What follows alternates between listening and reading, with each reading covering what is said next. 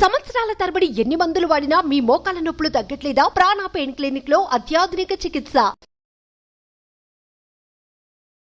నమస్తే రమ్మగారు. నమస్తే జీవ్. రమ్మగారు, ఏదైనా ఒక పెద్ద స్టోరీ, పెద్ద కథ, రకరకాల మలుపులు, ట్విస్ట్లు, ఇంట్రెస్టింగ్లు చెప్తాం. పూర్వం గంగా నదీ తీరంలో కనకతటం అనే ఒక రాజ్యం ఉండేది. దానికి కనకవర్షుడు అనే ఒక ప్రభు ఉండేవాడు. ఈయన సర్పం వాసుకి, అనంతుడిలో వాసుకి సర్పం లేరు, ఆ నాగరాజు యొక్క మనవడట. నాగరాజుకి భూలోకంలో పుట్టిన ఒక కుమారుడి యొక్క కొడుకు. ఇక్కడ రాజ్యం చేసేవాడు. ఆయన చాలా అందగాడట, ఎంత బాగుండేవాడు. అయితే ఒకసారి ఏమైందట, కోట బయట ఒక చిత్రకారుడు ఒక కాగితం అంటించాడు, ఒక మన ఫ్లెక్సీ లాంటిది పెట్టాడు. ఏంటంటే, నన్ను మించిన చిత్రకారుడు ఈ లోకంలో లేడు, ఈ చిత్రకారులను నన్ను జయించదలుచుకున్న వాళ్ళు పరీక్షించుకోవచ్చు అని. అయితే ఆ బయట ఉన్న సైనికులు, వాడు ఎవడో తెచ్చి ఒక ఫ్లెక్సీ పెట్టాడండి, ఇలా రాశాడు అనేసరికల్లా అతన్ని తీసుకురమ్మన్నారు. తీసుకురమ్మంటే రోలదేవుడు అతని పేరు, చిత్రకారుడి పేరు. అయితే రాజుని దర్శించగానే అతను ఏమన్నాడంటే, అయ్యా, అవజ్ఞతోటి కాదు, నేను మిమ్మల్ని దర్శించాలంటే నాకు సులువైన మార్గం ఇదే కనపడింది, అందుకని నేను ఇది ఇలా పెట్టాను. అంతేగాని ఇక్కడ మీ రాజ్యంలో ఉన్న చిత్రకారుల్ని ఛాలెంజ్ చేయటం నా ఉద్దేశం కాదని మర్యాదగా చక్కగా రాజుతో వినయంగా మాట్లాడాడు. మాట్లాడితే, సరే మీరు మంత్రులు వాళ్ళంతా ఏమన్నారంటే, నువ్వు చిత్రకారుడు అన్నావు కదా, మా రాజుగారి బొమ్మ వెయ్యి అనేసరికల్లా సరే సరంజామా అంతా అతను ఏదో సంచిలో కొని తెచ్చుకున్నాడు. ఒక పెద్ద పటం పట్టుకొచ్చారు. రాజు చాలా అద్భుతమైన అందమైన వాడు, ఎంత బాగున్నాడో ఆయన, మన్మధుడిలాగా ఉంటాడు. చాలా పెద్ద పర్సనాలిటీ, చాలా అద్భుతమైన కళ్ళు, చాలా చక్కటి ముఖం, అసలు ఆయన ఓవరాల్గా చాలా అందం. మొత్తం పిక్చర్ వేసాడు. వేశాక మంత్రులు వాళ్ళు ఆశ్చర్యపోయారు. రాజుకి అసలు ఫోటో ట్రూ కాపీ లాగా ఉంది పిక్చర్, ఎంత బాగా చేసావు, చాలా బాగుంది. అయితే మరి రాజుగారు ఒక్కరే ఉంటే చిత్రంలో బాగుండలా, రాణుల్లో ఎవరో ఒక రాణిది ఒక బొమ్మ వేయమన్నారు. రాణిగారులందరినీ చూశాడు ఆయన. చిత్రకారుడు కదా, ఆయనకు ఆ సౌందర్యం ఆకర్షిస్తే వేస్తాడు బొమ్మ అనేసరికల్లా ఇతను ఏమన్నాడు, ఈ రాణుల్లో ఒక్కళ్ళు కూడా ఈయన పక్కన పెట్టడానికి సరైన వాళ్ళు కాదు, ఈయన సౌందర్యంతో వాళ్ళు పోటీ పడలేరు అసలు, మరి చాలా అందమైన వాళ్ళని పెట్టాలి అనేసరికల్లా ఓ మంత్రి గారు అన్నాడు, మరి ఎవరైనా ఒక అందగత్తి పెట్టమంటే వెయ్యబోయి చూద్దాం అన్నాడు. అనేసరికల్లా అప్పుడు ఇతను ఏం చెప్పాడంటే, ఒక అమ్మాయి పటం తీసి చూపించాడు. ఆ అమ్మాయి ఎవరంటే, విదర్భ రాజ్యంలో కుండినం అనే ఒక నగరం ఉంది, దానికి దేవశక్తి అనే రాజుగారు ఉన్నాడు. ఆయనకి మదన సుందరి అనే ఒక కూతురు ఉంది. మదన సుందరి, ఆ కూతురుది ఈ పిక్చర్. నేను ఇంతకుముందు ఆ రాజ్యానికి వెళ్ళాను. వెళ్ళినప్పుడు ఆ రాజుగారి దగ్గర చాలా పిక్చర్స్ వేశాను. వేసినప్పుడు అమ్మాయి చాలా సౌందర్యవతి, ఆమెకు తగిన వరుణ్ణి చూడాలనుకుంటున్నామని రాజుగారు చెప్పారు. అయితే ఒక రోజున ఆమె నన్ను కబురు చేసి పిలిపించింది. ఆవిడ విరహావస్థలో ఉంది, ఒక వ్యక్తిని ఎవరినో తలుచుకుంటూ చాలా బాధపడుతోంది. అప్పుడు ఆవిడ ఒక చిన్న బటన్ ఇచ్చి, ఈయన్ని చక్కగా మంచిగా వేసిపెట్టు ఈ పిక్చర్ నంది, నేను ఆ బొమ్మ వేశాను, ఆ వేసిన బొమ్మ ఈ రాజుగారిది, ఈ కనకవర్షుడిది. ఆమెకి పెళ్లి కుమారుల ఇంట్లో ఈ ఫోటో వచ్చింది, ఆ ఫోటో నచ్చింది ఆవిడికి అని చెప్పి, అప్పుడు ఆ పిక్చర్తో పాటుగా, ఆ చిత్రంతో పాటుగా నేను ఈ మదన సుందరి పిక్చర్ కూడా వేశానని ఇది చూపించాడు. ఆమె ఎంత సౌందర్యవతో, అప్సరస దిగొచ్చినట్టుగా ఉంది. సరే వీళ్ళు ఏమనుకున్నారు, బాగుంది కదా, ఇతనుని అడిగాడు, మరి ఈ అమ్మాయిని నాకు వివాహం చేసుకునేందుకు అవకాశం ఉందా ఏమిటి అని అడిగితే, మీ పటం వేశాను కదా, ఇప్పుడు అమ్మాయి దగ్గర నుంచి ఈ పటం తీసుకురాకూడదు, మిమ్మల్ని చూడగానే ఆ పటంలో ఉన్నది మీరేనని నాకు అర్థమైంది, ఎవరినైనా పంపించండి నాతో పాటు, నేను వెళ్ళి ఆ దేవశక్తి మహారాజుకు చెప్పి ఆ పిల్లని మీకు ఇప్పిస్తానన్నాడు. బాగుంది. సరే, రాజుగారికి అప్పటికే కొంతమంది భార్యలు ఉన్నారు. వాళ్ళెవరు మహాసౌందర్యవతులు కాదు, బాగుంటారు అందరూ, కానీ రాజుకు తగినంత పరమాద్భుత సౌందర్యవతులు కారు. సరే, రోలదేవుడికి వెళ్ళి తనతో పాటు ఓ ఇద్దరు పరివ్రాజకులను ఎవరినో సహాయం తీసుకుని వెళ్ళి ఆ రాజుగారి దగ్గరికి వెళ్ళాడు. విదర్భ రాజ్యానికి, దేశానికి వెళ్తే రాజుకి చెప్పాడు, ఇట్లా ఫలానా రాజుగారు, నేను పేరు కనకవర్షుడు, నేను ఇట్లా వాసుకి మనవడు, మరి ఇలా కనకతటం అని చాలా పెద్ద రాజ్యం, చాలా సౌందర్యవంతుడు, రాణులు ఉన్నప్పటికీ మీ అమ్మాయిని మహాదేవిని చేయడానికి సిద్ధంగా ఉన్నాడు ఆయనకు అనురూపమైన సౌందర్యవతి కాబట్టి చూడండి అని చెప్పేసరికి ఆయన అన్ని విచారించుకుని సరే మా పిల్లల నుంచి పెళ్లి చేస్తామని మళ్ళా కబురు చేశారు. మన కనకవర్షుడు పోయి అక్కడికి వెళ్ళి చక్కగా భార్యని ఆవిడని పెళ్లి చేసుకుని తెచ్చుకున్నాడు. కొద్ది రోజులు 10 రోజులు అక్కడ ఉన్నారు. వివాహం అయిన తర్వాత ఆమెతో ఎంత బాగానో ఉండేవాడు. చాలా కాలం కలిసి ఉన్నారు. ఇంతమంది రాణులున్నారు, 60 మంది, ఎవరికి పిల్లలు కలగల ఇప్పటిదాకా. కొత్తగా వచ్చిన సౌందర్యవతి ఈవిడికి మదన సుందరికి కూడా సంతానం లేదు. అయితే ఒకసారి ఏమైందంటే వీళ్ళంతా ఎక్కడో ఈ శరదృతువులో కార్తీక మాసానికి కొంచెం ముందు, శరదృతువు అంటే ఈ ఆశ్వయుజ మాసంలో పెద్ద తోటకి విహారానికి వెళ్ళారు రాణులందరితో కలిసి. వెళ్తే ఈ రాణులు అక్కడికి వెళ్ళేసరికల్లా నీళ్ళల్లోకి ఆడేటప్పుడు ఒక్కొక్కళ్ళు కొంచెం ఉత్సాహపడతారు కదా. ఈవిడికి వాళ్ళందరూ రాజుతోటి అంత చనువుగా ఉంటే నచ్చదు, తనకంటే ముందు భార్యలు కదా, అయినా చనువుగా ఉండు. నచ్చలేదు. కోపం వచ్చి ఆవిడ వెళ్ళిపోయేసరికల్లా అబ్బో అమ్మాయి ఈవిడికి కోపం వచ్చిందని ఇతను ఆవిడని బతులాడుకోవడం కోసం ఇక్కడ ఉన్న రాణులందరినీ వదిలిపెట్టి మళ్ళీ ఆమె వెనకాలబడి నగరంలోకి వెళ్తాడు. వెళ్ళేసరికల్లా చాలా బతిమలాడి ఆవిడని ఎట్లాగో స్వాధీనపరుచుకుంటాడు. పడుకునేసరికల్లా ఆ రాత్రి అతనికి తెల్లవారుజామున ఒక విచిత్రమైన కల వస్తుంది. ఆయన మెడలో ఏకావళి, ఒక ముత్యాల దండ ఒకటి ఉంది. ఆ ఏకావళి ఎవరో లాగేసుకున్నట్టు. అక్కడి నుంచి మనం ఇది ఉంటుంది కదా, శిరోరత్నాన్ని ఏమంటారు, మనం దీన్ని ఏమంటారు, చూడామణి, ఇక్కడ పెట్టుకుంటారు మణి, ఆ చూడామణి కూడా పోయినట్టు. అవి రెండు ఎవరో లాగేసుకున్నారు. అక్కడి నుంచి ఎంత బోల్డన్ని ముఖాలు, బోల్డన్ని జంతువుల అవయవాలు ధరించి ఉన్నటువంటి భేతాళుడితోటి తను యుద్ధం చేస్తున్నట్టు కలొచ్చింది. కన్ను మూసినా తెరిచినా అలాగే ఉంది. చాలాసేపటి వరకు అందులోంచి బయటికి రాలేకపోయాడు. తెల్లవారిన తర్వాత చూస్తే మెడలో ఏకావళి ఉంది. తడువుకుని చూశాడు. ఇక్కడ చూడమని ఇట్లా బిగించి ముడిలాగా వేస్తారు, అది అక్కడే ఉంది, పోలేదు. అంటే కలేనమాట. అప్పుడు ఏం చేశాడు, ఇంకా కార్తాంతికుల్ని పిలిచాడు. వీళ్ళు ఇలా ఏమిటి, ఇలా జరిగింది, ఇలా వచ్చిందంటే ఆయన చాలా లెక్కలు వేసి భేతాళుడు, మన చూడామణి ఏకావళి రెండు పోవటము అని అలాంటివి కళ వచ్చిందంటే ఇవి ఎవరో తీసినట్టంటే మీకు సంతానం, మీ అబ్బాయి కుమారుడు, భార్యతోటి కుమారుడితోటి వియోగం సంభవించబోతోంది మీకు.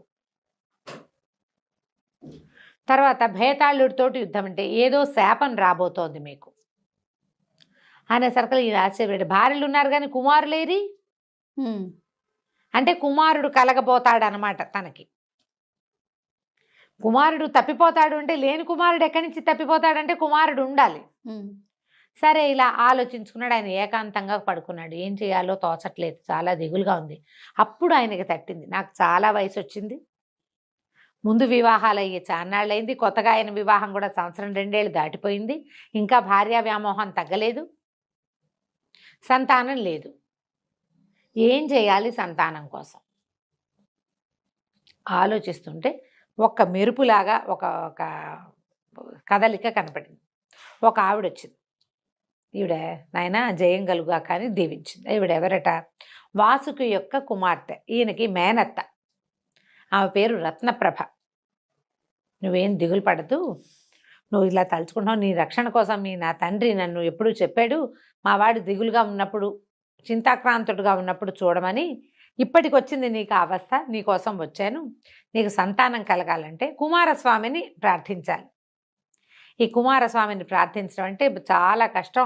ఆ అరణ్యంలోకి వెళ్ళిపోవాలి, నైమిషారణ్యమో ఏదో ఒక వింధ్యాటవిలోకి వెళ్తే కుమారుడిని ప్రార్థించేటప్పుడు ఆయన ఏం చేస్తాడు, కుమారస్వామి కుమారధార అంటారట, పెద్దగా ఫోర్స్గా నెత్తి మీద నీళ్లు పడతాయట కుమారస్వామి అనుగ్రహించేటప్పుడు. ఇక్కడ 2-3 కథల్లో ఇది చెప్తారు, కథా చరిత్సాకరంలో. ఆ ధారని మామూలు సామాన్య మానవుడు సహించలేడు. ఆకాశం నుంచి పడతాయి నెత్తి మీద నీళ్లు. ఏదైనా అసలు షవర్ లాంటివి సడన్గా పడితేనే హడిలిపోతాం. జలపాతాల కింద తలుంచడం చాలా టెన్షన్గా ఉంటుంది. ఆ కుమారధారని తట్టుకోవాలి, తపస్సుకి కూడా కష్టం. కాబట్టి నేనేం చేస్తానంటే నీ శరీరంలో చొచ్చి ఉంటాను, ఎందుకంటే నాగులు కామరూపులు, నీ శరీరంలో ఉంటా, నువ్వు అడవిలో కష్టాన్ని అనుభవించగలుగుతావు, నేనున్నాను కాబట్టి నా శక్తి వల్ల. కుమారధారని కూడా సహించగలుగుతావు, కుమారస్వామిని ఒక కుమారుణ్ణి ఇవ్వమని కోరుకో, నీకు పుత్ర సంతానం కలుగుతుంది అని చెప్పేసరికి ఈయన వెంటనే సరే అనుకుని సంతానం కోసం తన తపస్సుకు వెళ్తున్నానని చెప్పి తన రాజ్యాన్ని భార్యలని అన్ని మంత్రులు కట్టుదిట్టం చేసి మంత్రుల చేతిలో పెట్టి కాలినడకన వింధ్యాటవికి బయలుదేరాడు. అటవీ మార్గంలో చాలా కష్టము, ఇబ్బంది సబ్బంది చాలా ఉన్నాయి. అయితే శరీరంలో చొచ్చి ఉన్నటువంటి ఆ నాగ శక్తి వల్ల ఆయనకి ఏమి ఇబ్బంది కలగల, అలాగే వెళ్ళిపోయాడు. అక్కడి నుంచి అఖండంగా తపస్సు చేయటం మొదలుపెట్టాడు. తపస్సు సిద్ధించేసరికల్లా ధార పడుతుంది. కుమారధార నెత్తి మీద పడ్డం మొదలుపెట్టింది. పైనుంచి నీళ్లు పడిపోతున్నాయి. అయితే ఈ లోపల ఉన్న నాగుల యొక్క సహన శక్తి వల్ల పడగలు బలంగా ఉంటాయి కదా, దీనివల్ల ఇతను అలా నిలబడి ఆ శక్తి ఆ నీటిని తట్టుకున్నాడు. కుమారస్వామి విపరీతమైన పరీక్షలకి గురి చేస్తాడని చెప్తారు. ఈ కథల్లో అట్లా కనపడుతుంది అనమాట. తన అన్నయ్య అయినటువంటి గజాననుని ప్రోత్సహించాడు, వీడిని టెస్ట్ చేయమని భక్తుడు.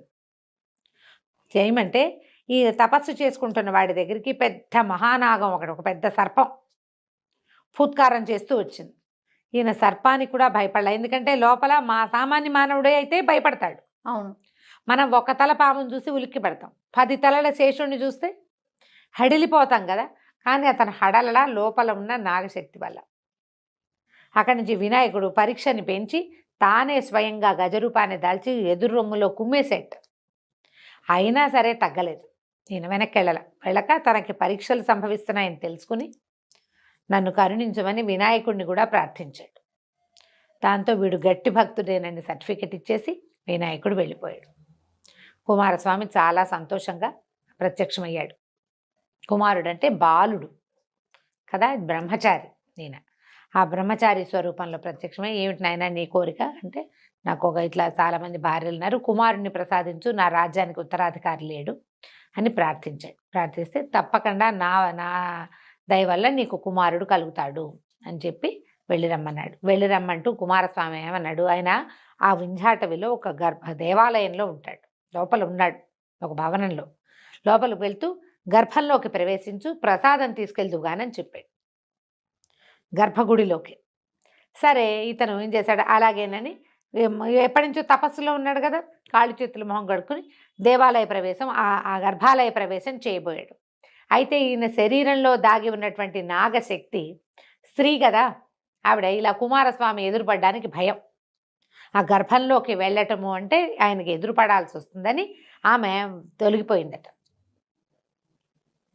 పక్కకి వెళ్ళిపోయింది. రత్నప్రభ వెళ్ళిపోయేసరికల్లా ఈ సామాన్యంగా మానవీ శక్తితోటే గర్భాలయ ప్రవేశం చేశాడు కనకవర్షుడు. లోపలికి వచ్చినటువంటి వాడు ఇందాక తను చూసినటువంటి ప్రచండ భక్తుడుగా కాకుండా సామాన్య మానవుడిగా తెలిసాడు కుమారస్వామికి. ఆయనకి వెంటనే వీడు ఏం చేసి తనని ఇంప్రెస్ చేశాడో అర్థమైపోయింది. ఆయన లోపలున్న నాగశక్తిని అప్పుడు ఆయన చూడలా, ఇప్పుడు చూసేసాడు. చూసేసి, నువ్వు కపటం చేసావు కాబట్టి, ఏ కోరికతోటి నువ్వు నా దగ్గరికి వచ్చావో ఆ కుమారుడు ఏ మహాదేవి యందు నీకు సంతానం కలుగుతుందో ఆమె నీకు దూరమైపోతారు అని శాపం ఇచ్చాడు. ఇచ్చేసరికల్లా ఇతను భయపడి పాదాలు పట్టుకున్నాడు, నన్ను రక్షించు, కరుణించు, ఇట్లా ఆవిడ నా మేనత్తే, నాకు ఇలా సహాయం చేసింది అని చాలా బతిమలాడాడు. బతిమలాడితే ఆయన ఏమన్నాడు, సంవత్సరం పాటు వియోగం తప్పదు, భార్యా వియోగం పుత్ర వియోగం తప్పవు, అయితే ఏడాదికి పరిమితం చేస్తున్నా, 3 మరణగండాలు తప్పించుకుంటేనే నువ్వు వాళ్ళని చేరగలుగుతావు అని చెప్పాడు. ఇది ఇప్పుడు ఏకావళి చూడామణి పోయినాయి. ఏకావళి అంటే భార్య, చూడామణి అంటే కొడుకు, వీళ్ళు మిస్ అయిపోతారు.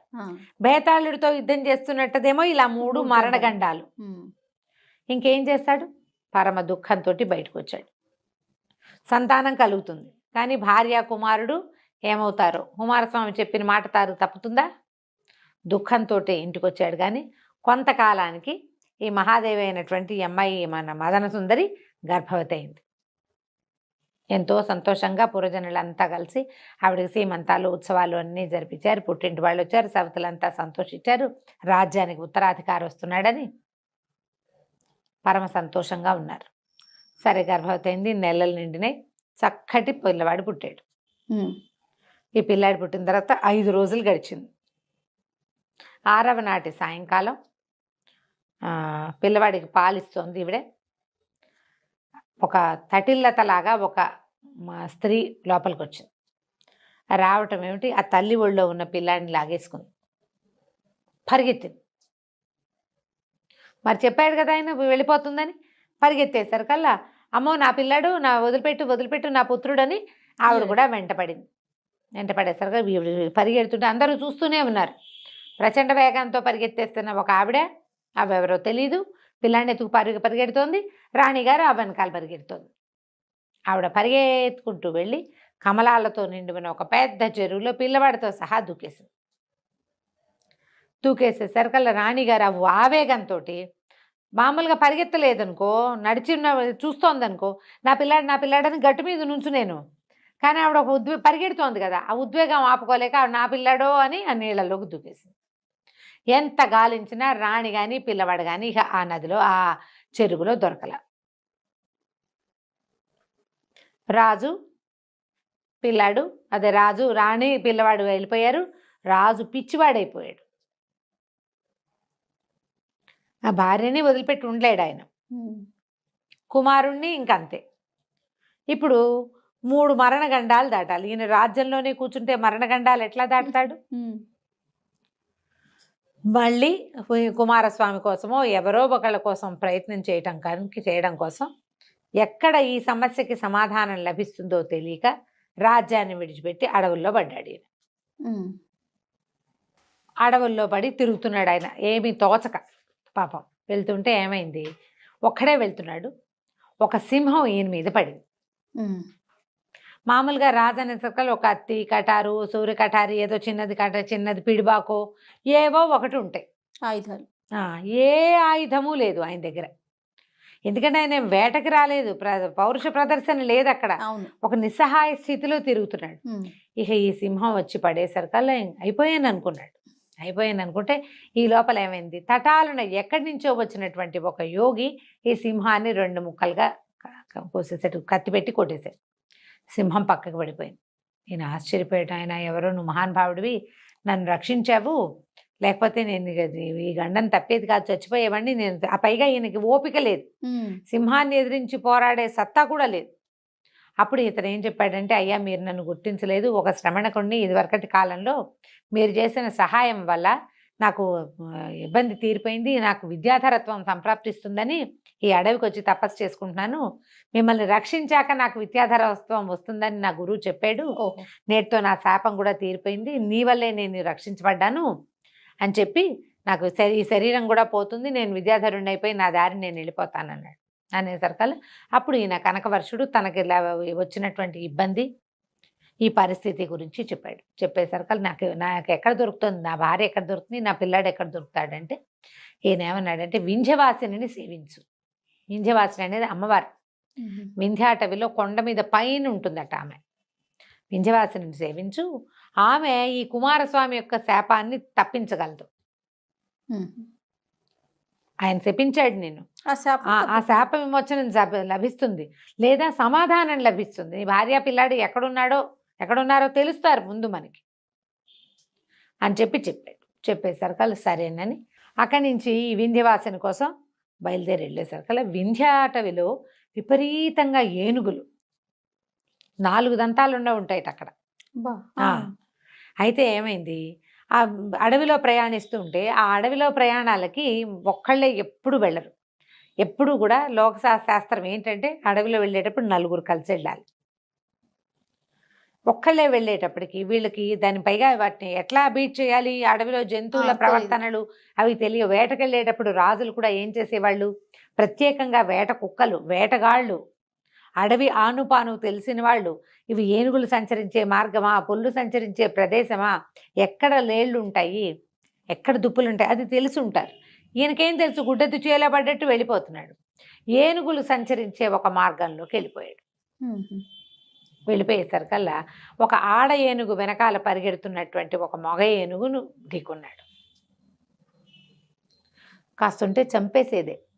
ఆ 4 దంతాలకి చిక్కితే చాలా ప్రమాదం అయ్యేది. అది తన తొండంతో చుట్టి విసిరేసేసింది. ఈయన అదృష్టం బాగుండి కొమ్మలకు ఇరుక్కుని బతికేశాడు. రెండోసారి గండాన్ని తప్పించుకున్నాడు. అక్కడి నుంచి ఏమైంది, ఇంకా ముందుకు వెళ్తూ ఉండగా శబర వాళ్ళు, అది శబర జాతి వాళ్ళు ఇవన్నీ పట్టేసుకున్నారు. ఈ ఏనుగు తర్వాత తప్పించుకోగానే వాళ్ళకి దొరికేశాడు. వాళ్ళు వలలు వేసి పెడతారు, ఎవరైనా మానవులు దొరికితే అని పట్టుకుంటారు. పట్టుకున్న తర్వాత తీరా చూస్తే ఇది సర్వలక్షణ శోభితంగా ఉన్నాడు ఈయన చాలా అందగాడని చెప్పుకున్నాం కదా. ఇప్పుడు ఏదో అన్నం తినక, ఆహారం సరిగ్గా తీసుకోకపోయినా, అలంకారాలు లేకపోయినా సహజసిద్ధమైన సౌందర్యం ఎక్కడికి పోతుంది? వాళ్ళేమనుకున్నారు, ఇంత లక్షణంగా ఉన్నాడు, ఈయన్ని అమ్మవారికి బలిద్దాం అనుకున్నారు. బలి చేయాలి మరి, బలి ఇవ్వడానికి వేళ్ళు కాళ్ళు అన్నీ చూసారు, ఎక్కడా దెబ్బలు గాయాలు లేవు, అన్ని అవయవాలు సరిగ్గా ఉన్నాయి. శబరలు పట్టేసుకున్నారు. సవర శబర ఇలా రెండు పేర్లు వేరువేరుగా ఉంటాయి. ఇప్పుడు సవరలు అంటారు, శబర జాతి అదొక కోయ జాతి అనమాట. అక్కడి నుంచి ఈ శాంబరి మంత్రం అలాంటివి వింటూ ఉంటాం. అవును. ఈ శబర వాళ్ళు పట్టేశారు, పట్టి ఇతను పట్టుకుపోయారు, ఓ చోట కట్టేశారు. తర్వాత వాళ్ళు పూజకి అన్నిటికీ ఏర్పాట్లు చేసుకున్నారు. ఏర్పాట్లు చేసుకుని ఈయన్ని బలి ఇవ్వడానికి సిద్ధం చేశారు. బలిచ్చే సమయానికి మళ్ళీ ఒక తటిల్లతలాగా ఒక మెరుపు వచ్చి ఆవిడ రత్నప్రభ వచ్చింది. రత్నప్రభ రావటం ఏమిటి, వెంటనే ఈయన కట్లు ఊడిపోయినాయి. ఈయన వాసుకి యొక్క మనవడని తెలుసుకున్న శబర రాజు కూడా, అయ్యో మీరు మాకు చాలా సహాయం చేశారు ఎన్నోసార్లు నాయన.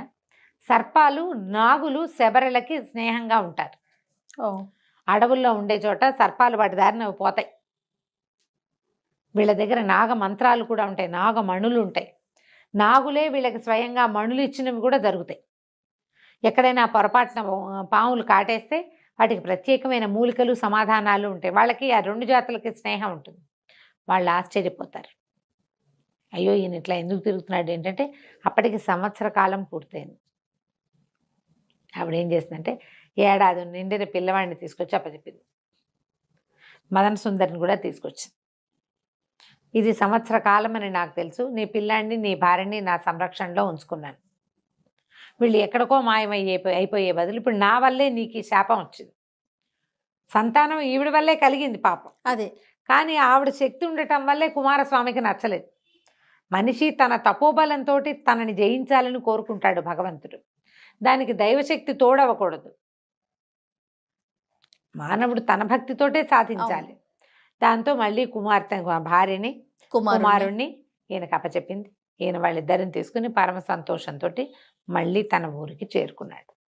కనకవర్షుడు చక్కగా కుమారుడికి చక్కగా ఇంకేదో వర్షుడు పెట్టారు, ఏం పెట్టాడో గుర్తులేదు, ఏమిటో మర్చిపోయాను, స్వర్ణవర్షుడు అలాంటిది ఏదో ఒక పేరు పెట్టి పిల్లని పెంచుకున్నాడు. ఆ తర్వాత మిగిలిన రాణులకు కూడా సంతానం కలిగింది. తర్వాత కాలంలో ఆయన చాలా సుఖంగా సంతోషంగా ఉన్నాడు. ఏడాది పాటు ఆయనకు వచ్చినటువంటి ఈ శాపాన్ని తన మేనత్త సహాయంతో గడిపేసుకున్నాడు. 3 గండాలు జయించాక భార్యా కుమారుడు లభించారు. కథ కంచికి మనం ఇంటికి.